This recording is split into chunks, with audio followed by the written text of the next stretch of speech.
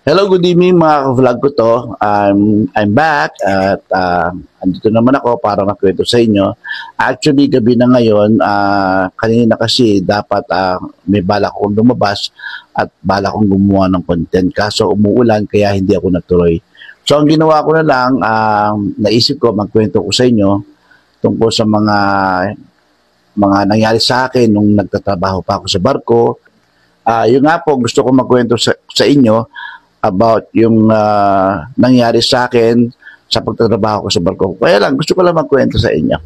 Actually po, nakagawa na ako kanina. Kaya lang, nung ipopost ko sa FB, and meron akong nalaman na bawal pala sa FB, yung magpo-post ka ng, kukuha ka ng picture, lalagyan mo ng caption, lalagyan mo ng music, bawal pala sa kay Meta yung kaya hindi ko nilang po. So, ang ginawa ko po, itinransfer ko lang sa computer. Ito po, tinransfer ko po sa computer at ipaniliwanag po sa inyo ang mga ginawa ko kanina. So, ito po, magsisimula na tayo. Okay po, ito ang sisimulan ko po sa inyo at ipakikita ko nyo sa inyo yung screen na ginawa ko kaninang content na hindi ko naman na-post sa FB ko. I-play ko na lang po sa computer ko. Ito po yung yung sa front ng aking unang content. Ang nakalagay po dito is one of my achievements on the ship was being featured in the ship's daily news guest and crew. That information aboard the ship po yun. Ngayon po, yung mga achievement ko doon, hindi lang po isa, hindi lang dalawa, o hindi tatlo pa, plus po meron po mga promotions. Yun po yung mga achievement ko doon. Nagsimula po, yan po yung first screen. Lagay po natin yung susunod na screen. Actually, piniplay ko siya. Piniplay ko po yan. Ayan po. Ito po yung reflections. Yan po yung, kasi sa barko po, merong daily news. Daily newspapers na mababasa ng mga guests about what's happening on board the ship. At saka yung crew po, meron po siya ngayon. So, nakalagay po yan sa reflections. Parang dyaryo, araw-araw. Kung makikita nyo po, ako, medyo malabo yata. Kasi sa barko po kasi may mga crew member na pinakikilala na nila sa guest, especially pag nasa mga guest area ka. Ito po yung aking kung mababasa niyo diyan, Meet Erdi Aguirre. Sayang, sobrang haba. Sana mababasa niyo po yung istorya ko, napakahaba ho niyan. So isa po yan, hindi lang naman po isang beses, dalawang beses, tatlong beses pa po kasama ko po yung aking co-crew members na si Carol Haiki na siya po yung arts instructor. Ako naman po natatrabaho sa Computer University at Sea. So isa po ako sa mga nagtuturo dun sa Computer University at Sea. And then ito po yung mga prize po na napanalunan ko doon sa being Employee of the Year is $2,000. Plus yung pong trophy. Kung makikita nyo po ito sa likod ko, ito yung trophy ko. Kung nababasa nyo, ewan kung nababasa nyo, matagal na po yan, 1999 po yan. So, hanggang ngayon buhay pa siya. Siyempre, yung $200 dati is malaking halaga na ho yan para sa akin. Kaya ngayon medyo mababa na siya kasi matagal na nga. Tapos po, pagkatapos na, ito yung na-ipresenta sa akin ng kapitan. Ayan po yung cheque ko. $200. Ito po yung trophy ko. Opo, actually po nagsimula ako magbarko noong 1990. Tuloy-tuloy po yung sakay ko noon hanggang nag-quit lang po ako ng 2012. Hindi naman po ko from 1990 to 2012 hindi na ako umuwi. Siyempre po may contract ako every 10 months. Then after 10 months uwi ako. Balik ako after 2 months for vacation. So, ganun po ng ganun. Dire-diretso siya, hindi ako tumitigil. Ngayon po, ito nga po, nasa Crystal, yung unang barko ko yung pong barko dati, Crystal Harmony ang pangalan. Yung nga po, meron po, ito po, kung makikita nyo, meron po sila parang diary doon daily. Ang tawag po nila doon yung reflections. Yung pong reflections nyo yun is para sa guest and crew na para mabasa nila yung mga daily activities, yung mga guest na nagtutur, makikita po nila doon yung mga oras, yung araw, at saka kung anong oras po sila mamimit. Yun po siya. So ito po, kung makikita nyo po, doon po sa ano, makikita nyo meron ako mga achievement dyan na isa sa mga achievement ko yung pong nailagay akong, yung personal profile ko po is nailagay sa daily activities nila sa reflection. So, malaking achievements po yun. Hindi lang po isang beses, dalawang beses, tatlong beses po ako nalagay. Yung huling personality profile po na ilagay doon is kasama po yung art director at sa dining room. Yun po yung mga isa sa mga napanalunan ko. Marami pang iba. Tapos po, yung sa kapitan, ito nga po yung sa guest area po yan, sa end of the cruise, ipinakilala na yung mga crew member namin, mga naka-chief. So, yan po, pinapalakpakan po ako dyan. At makikita nyo rin po dito, yung akin $2,000 na panalunan, cheque, laking cheque, no? Kaya lang, siyempre po, noong 1990, malaking halaga na yan, pero ngayon medyo 2,000 maliit na halaga maliit na lang yung presyo natin. Ito po yung yan po yung aking 26 years na pala. Ito po naman yung mga IDs ko, yung mga old IDs ko, nahalungkat ko po yan So, pinicturean ko, at nga ipinost ko, kung makikita nyo dyan, tagal-tagal na yan, iba-iba po posisyon ko dyan. Iba-iba posisyon. Wala pa po yan yung pinaka-posisyon ko nung napunta ko ng Gali, naging cook ako, naging bar department ako. Ito po sa ibang department, ito po sa Computer University at sinayan lahat. So lahat-lahat yung iba-ibang position, mga IDs ko dyan. Iba-iba naman ID no? Tapos po, magsishare din po ako sa inyo ng mga pictures ng mga kasama ko sa barko. At sabi ko nga sana makita nila itong post ko para at least ma-reach out nila ako kasi wala na ako narinig sa kanila so medyo nami-miss ko rin po sila. So ito po, panoorin niyo yung mga ito po, yan yung ako yan sa bar department yan. Ito may mga bata sa Guatemala, taga ibang bansa. Yan yung Blue Boys pa ako. Yan yung mga kasamahan ko. Mga nami-miss ko rin sila hindi ko na nakikita. Ito po, kung makikita nyo po, yung na-promote kasi ako sa barko, ang pinakamalaking achievements ko, yung naging manager po ako sa barko. Ako po yung naging manager ng isang internet cafe doon. Kumbaga sa ang trabaho ko doon sa being manager is ako sa guest area ako yung nagbibigay sa kanila ng credit kung ano gagawin sa computer nila, ako gumagawa ng computer nila, ako nag-ayos ng computer nila, at pag may reklamo sila sa akin, then yun ang pinakamabigat yung reklamo. Kasi kailangan doon, kahit napipon ka na, kailangan nakakingiti pa rin. Ito po yung mga kasamahan ko, lahat po sila mga managers sa barko yan. Every department when. Ito po ako, napakaliit ko, mahirap makita.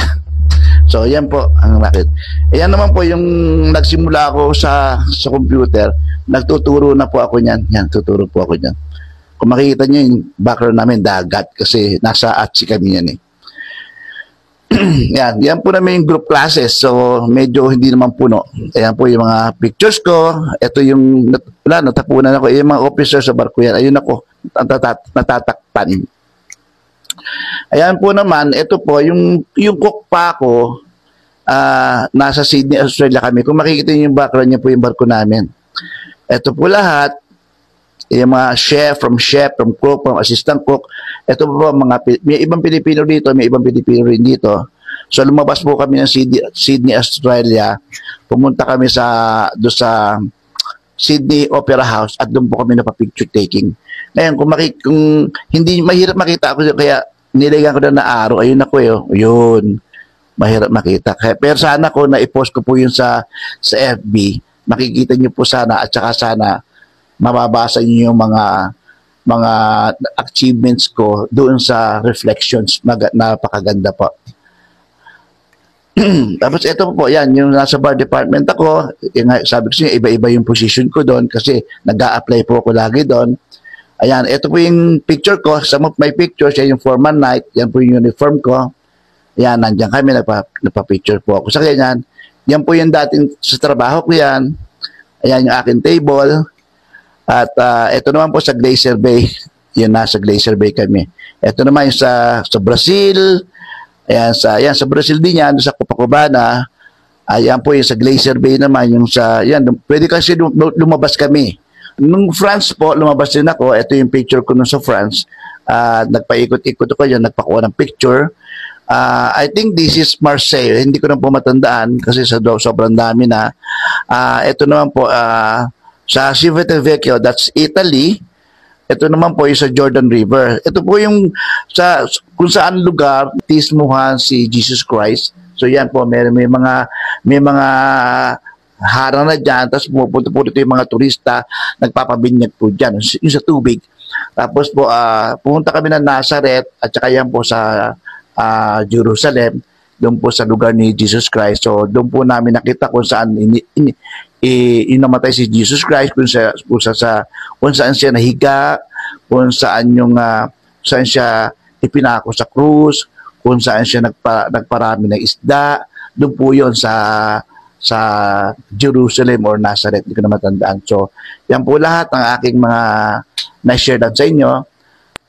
PS nga po pala, meron akong na-miss kasi meron po pala sa aking questions na kailangan ko sagutin sa mga viewers ko. Konti lang naman, siguro mga 3 o 4. Pakibasa mo lang kung ano yung question nila sa akin, please. Ano ang pinakamalaking pagkakaiba sa kultura na naranasan mo sa inyong lugar, trabaho, sa ibang bansa, at paano mo ito hinarap? Pagkakaiba? Well, kasi dito sa Pilipinas, pag nagtrabaho ka, unang-una, kapwa mo Pilipino, madali kang makipagkaibigan, madali mo makikilala yung tunay at hindi mo kaibigan. Sa madaling salita, palibasa kapwa Pilipino mo, madali kang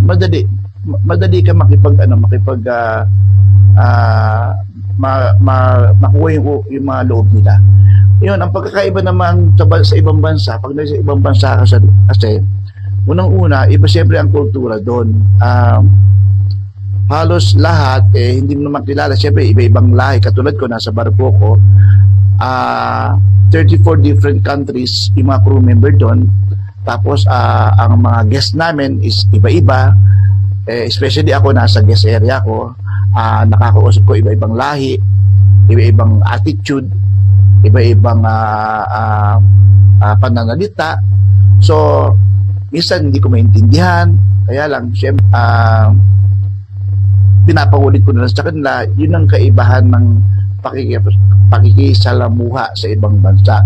Ngayon, sa trabaho, syempre mahirap kasi doon, kumikita ka ng dollars, malaking add sa iyon kasi ang sweldo mo dito sa Pilipinas compare sa sweldo mo sa ibang bansa is doble or triple. Ang mahirap lang po doon, dito kasi sa Pilipinas, basta may kaartehan ka sa katawan, masama ang pakitanda mo, a-absent ka na. Doon po hindi. Magtatrabaho ka talaga doon. Wala po doon day off. Ang pinaka-day off mo lang po doon is yung break time mo. Pero yung sasabihin mong masama pakitanda ko, ayaw kong pumasok, hindi po pwede doon. Kasi may mga doctors po doon na titingnan ka kung talagang may sakit ka o nagsasakit-sakit ka lang. So, no excuses po yun. Pag nakita ng doktor na pwede ka magtrabaho, sige, magtatrabaho ka. Hindi pwedeng arte-arte po doon. Yun po yung pagkakaiba sa ibang bansa o sa ibang lugar, sa ibang lahi dito po sa Pilipinas. Ano ba po isang question? Paano nakatulong ang iyong karanasan sa pagtatrabaho sa ibang bansa sa inyong personal, professional na pagpunlan? Malaki. Napakalaki. Kasi nga, ipatuloy yung sinabi ko kanina, iba yung sweldo doon, iba yung sweldo dito. Ang sweldo ng, for example na lang po, ang trabaho ng utility sa Galley Department, ang trabaho po ng utility doon, parang cleaner lang po yun utility. Dito po, ang katumbas ng sweldo ng utility sa Pilipinas, supervisor na. So, yun po ang malaking kaibahan. Kaya po yung nung nag-abroad ako, actually, bago ko nag-abroad, maganda naman trabaho ko sa Pilipinas. Nagtatrabaho ako sa NIA. At maganda po yung aking position doon. Kaya lang, magmula po nagbarko ako noong 1990, after that, hindi na ako nagtrabaho sa Pilipinas kasi i-compare ko na yung sweldo ko na nakukuha ko sa ibang bansa dito sa Pilipinas na napakalaki ng diferensya. So yun po yung pagkakaiba. Malaking ginhawa po kapag nagtatrabaho ka sa ibang bansa kasi nga nakakaipon ka, nabibili mo yung gusto mo. Yun po yung pamilya mo na nabibigay mo yung gusto nila, nasusuporta mo sila. So yun yung pagkakaiba. Last question. Kung magkaroon kang pagkakataon na magbigay ng payo sa iyong taong nagbabalak magtrabaho sa ibang bansa, ano ang iyong mga paunahing rekomendasyon? Pero dapat sila, pag magtatrabaho sila sa ibang bansa, siguraduhin nilang dedicated sila, siguraduhin nila yung kanilang decision ay tama, kasi pag once na nandun na sila, hindi na sila pwedeng umurong. Andun na sila, i-continue na nila yun. Hindi na sila pwedeng, hindi naman parang Quiapo na pag ayoko, uwi ka na. Hindi, kasi siyempre malayo yung lugar eh. So ang may papayo ko lang sa mga gusto mag-abroad, magtrabaho sa ibang bansa, malakas ang loob nyo dapat. Kasi pag once na nagtrabaho kayo doon at mahina ang loob nyo, wala mangyayari sa inyo. So kailangan po, pag gusto nyo magtrabaho sa ibang bansa, kailangan buuan loob nyo para din sa inyo. Kasi aasenso po kayo doon eh. Once na iba po yung sweldo doon, iba yung sweldo natin. So napakalaki po ng diferensya. So yun po yung mapapayo sa inyo. Habang bata kayo at plano nyo mag-abroad, sige po, pag mag-abroad po kayo kasi aasenso po kayo. Yan na ba? Okay. Salamat po. Gusto ko naman po palang magpasalamat sa inyong lahat, sa mga sumuporta at susuporta pa sa aking FB channel. Maraming salamat po. Sana po huwag kayong magsawa. Salamat po at magandang gabi.